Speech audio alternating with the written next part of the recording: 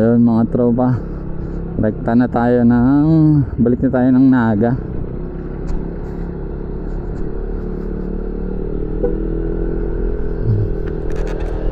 So ano na yung topic natin kanina, nakalimutan ko na.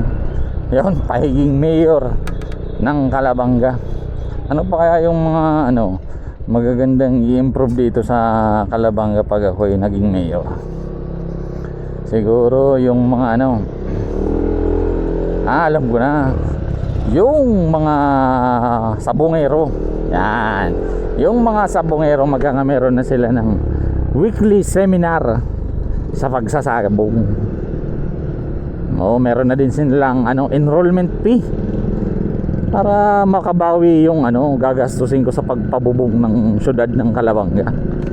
Pwede yun. Tapos ano pa mga suggestion ninyo mga tropa, pag ako naging mayor ng Calabanga in the future, ano yung magandang baguhin at idagdag? I-comment ninyo below yung mga imposibleng gawin. Gawin kong kaya medyo na doon pa lang sa bubong ng Calabanga, napaka imposible na kaya nakakatuwa maging mayor. Di ba?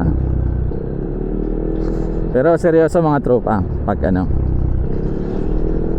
yung nagsimula na yung pagkita natin dito sa pagbabloging natin mga tropa, seryoso ako dun sa sinabi ko na 10% lang sa akin, yung 90% talagang literal itutulong ko talaga sa mga kapwa.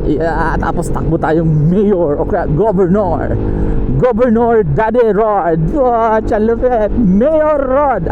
Mayor Daddy Rod. Maasahan. Diba? Yan si Daddy Rod. Madaling ranihan, masakiton hanapon. Saan ka ba? Diba? Meron akong kanta para sa aking pagkandidatong mayor. Yan si Daddy Rod. Madaling ranihan, masakiton hanapon.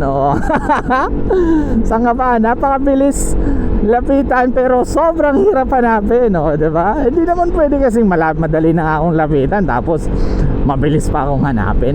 Para may challenge naman, pahirapan sa paghanap kay Daddy Rod, diba? Mayor kang Calabanga, kadakol nagrarani para maghagad tabang, willing magtabang si Daddy Rod. Ang problema, dahil nahanap ang satuyang alkalde. Mura. Dahil nahanap si Daddy Rod. Daddy Rod, kay puwan ka kan sa imong syudad, diba? Madali nang magtaon ng pagtabang sa kapwa. Pero syempre tataon ta sindan challenge. Halimbawa, syudad kang Calabanga tapos matago man dangay ako sa New York. Diba? Hanapon din daw sa New York. Hello, Cal.